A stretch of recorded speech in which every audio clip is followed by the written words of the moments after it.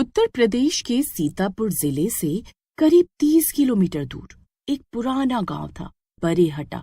इस गांव के पास ही एक थिएटर नाटक मंडली रहा करती थी। तुमने सुना, हमारे गांव में नाटक करने वाले, उसमें बहुत सारे नर्तक भी हैं। अच्छा, ये क्या है? रीमा, इसमें लोग नृत्य करते हैं। पिंकी और रीना भागकर मंडली को देखने जाते हैं। उन्होंने कभी ऐसी मंडली नहीं देखी थी। वो देखते हैं कि उस मंडली में एक नर्तक है, रघुनंदन। वो जब नृत्य करता है, लोग तालियां नहीं रोक पाते। एक दिन वो स्टेज के पीछे बैठा होता है तो कोई उससे पूछता है, अच्छा रघुनंदन, तुम सबसे ज्यादा क्या चाहते हो? मैं बस एक चीज चाहता हूँ, 4 पैरों पर चलकर पशु की तरह नाचना मेरा सबसे बड़ा सपना अभी भी है। ऐसा कौन करता है? कैसे हो पाएगा 4 पैर पर नृत्य? तुम्हें क्या पता, जो बात जानवरों में है वो हम में कहाँ? इंसानियत में दम नहीं, जानवरों में शक्ति है। इंसान की तरह तो सब नाच लेते हैं, लेकिन मुझे जानवरों की तरह नृत्य करना है। इस बात को लेकर वो इतना सोचने लगा कि एक दिन रघुनंदन ने काले जादू की साधना की। उसने रात के 3 बजे शमशान घाट पर कर एक मंत्र पढ़ा। उस दिन के बाद उसका शरीर धीरे धीरे विकृत होने लगा। उसकी रीढ़ सीधी नहीं रही, गर्दन मुड़ गई और उसके हाथ पैर 4 पैर बन गए। लोग उसे 4 पैरों वाला नर्तक कहने लगे। वो अब कितना भयानक लगता है, मैं तो अब उसका नृत्य कभी नहीं देखूंगा। सही में यार, पहले ही ठीक था वो तो। सबने उसका नृत्य देखना बंद कर दिया, जिसकी वजह से वो धीरे धीरे पागल हो गया। जो भी उसके नाच को देखने आता वो उसे मार देता। आखिरकार गांव वालों ने उस पर हमला किया जब वो सो रहा था और उसको पकड़कर कब्रिस्तान में जिंदा गाड़ दिया। लेकिन कहते हैं वो मर नहीं पाया। उसी रात भोला भैया कहीं जा रहे थे। उस रघुनंदन की वजह से तो निकलने में भी डर लगने लगा था। समझ ही नहीं आता था वो जानवर है या इंसान।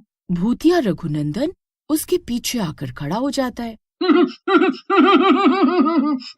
मैं बता देता हूँ, मैं क्या हूँ।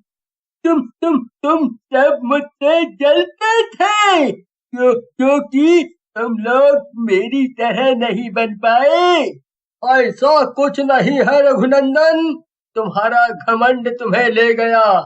और देखो, इंसान के जन्म के बाद भी आज तुम एक 4 पैर वाला भूत बन चुके हो। अब तुझे तेरी ये शराफत ले जाएगी। रघुनंदन भोला को जान से मार देता है और पैरों का निशान बनाता हुआ वहां से चला जाता है। अब तक गांव में 4 लोग उसी गली में अपनी जान खो चुके थे। एक रात रिंकू की बहन नीलम, जो बीमार थी, उसे गांव के वैद्य के पास ले जाना पड़ा। रिंकू को वैद्य तक पहुंचने के लिए उसी गली से जाना पड़ा। नीलम बेसुध थी। आवाज फिर आई। रिंकू समझ गया वो आ गया है। तभी अचानक सामने एक गड्ढे में पैर फिसला और नीलम गिर गई। नीलम की आंखें खुली और उसने सामने देखा रिंकू के सिर से खून आ रहा है। रिंकू, उठो, तुम्हें क्या हो गया? तभी उसके सामने जो आया वो दिल दहला देने वाला था। वो साया सामने था। उसने नीलम से कहा, तू तो मुझे देख रही है।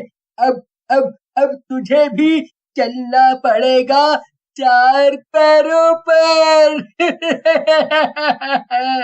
अगले दिन नीलम की लाश मिली। गांव के पुजारी पंडित वासुदेव ने सबको बताया, ये आत्मा अब पूरी तरह पशु बन चुकी है।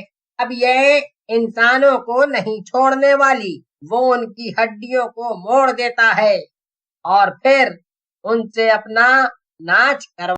अब ये गांव बाकी गांवों की तरह हरा भरा, सुंदर और शांति से भरा नहीं था। यहाँ एक अलग तरह का डर था सबकी आंखों में।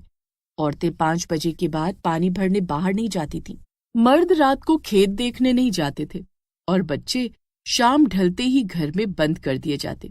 भीमा अपनी दादी के मुंह से ये कहानी बड़ी दिलचस्पी से सुन रहा था।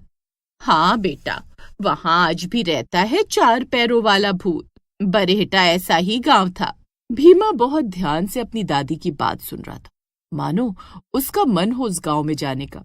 कहते हैं रात को अगर कोई अकेला किसी सुनसान गली से गुजरता तो उसके पीछे 4 तेज आवाजें होती, खटखट खटखट, जैसे कोई जानवर नहीं इंसान भाग रहा हो। लेकिन जब लोग पीछे मुड़कर देखते तो कुछ नहीं होता, पर जिसे वो देख लेता उसकी रीढ़ की हड्डी जम जाती, जुबान सिल जाती और कई बार लोग पागल हो जाते या मर जाते। भीमा तब बस 10 साल का था जब उसने ये कहानी अपनी दादी से सुनी थी, लेकिन उसके दिमाग में जैसे वो कहानी बस गई थी। अभी कुछ दिन पहले ही दादी का देहांत हुआ था और उस कहानी को सुने भी 10 साल हो चुके थे। पहले तो जब वो जाने की जिद करता तो दादी उसको रोक लेती, लेकिन अब दादी जा चुकी थी। वो रात को निकला, उसको कुछ भी दिखाई नहीं दिया। भीमा को दादी पर और खुद पर हंसी आ रही होती है। तभी पत्तों पर किसी के चलने की आवाज आती है। कौन है वहाँ? भीमा को अंधेरे में अब 4 पैर आ जाते हैं। वो डरते डरते ऊपर देखता है। तुम तो वही हो, 4 पैरों वाले भूत। मैं ही हूँ रघुनंदन, और अब तू मेरा शिकार है। भीमा बहुत डर जाता है। वो भागने की कोशिश करता है लेकिन गिर जाता है। वो भूत अपने 4 पैरों से भीमा के ऊपर चढ़ जाता है और भीमा वहीं अपनी जान दे देता है। मरते वक्त वो बस चिल्लाता है। वो 4 पैरों वाला आदमी जिसको लोग भूत बोलते हैं, भीमा को हमेशा के लिए मार चुका होता है। उसकी इतनी बेदर्द मौत देखकर गांव वाले और डर जाते हैं। ऐसा बहुत साल भी हुआ था, लेकिन ये पहला नहीं था। एक दिन 4 पैरों वाले भूत की कहानी सुन चंदन बोलता है। ना टाइम पास करने के लिए कोई भी कहानी सुनाते रहो तुम लोग। 4 पैरों वाला भूत तभी होगा ना जब 4 पैरों वाला आदमी होगा। चंदन बीए पास था और शहर से गांव लौटा था। वो इस मान्यता और डर को बेवकूफी मानता था, इसलिए उसने उनकी बातों पर ध्यान भी नहीं दिया।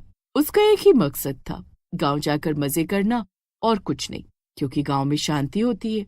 वो अपने दोस्तों, खासकर रिंकू और विजय से यही कहता रहता। एक दिन चंदन ने शराब पी रखी थी और अपनी बहादुरी साबित करने के लिए गांव की सबसे डरावनी गली, कब्रिस्तान वाली गली से रात 2 बजे गुजरने की कसम खा ली। रात के ठीक 2 बजे चंदन उस गली में अकेला चल रहा था। चंदन को अब यह साबित करना था कि वो कितना निडर और बहादुर आदमी है। जो वो साबित करने की खोज में उसने आगे बढ़ना शुरू किया। थोड़ी दूर चलने के बाद फिर से वही आवाज आई। रात का समय था, उसको कुछ दिखाई नहीं दे रहा था।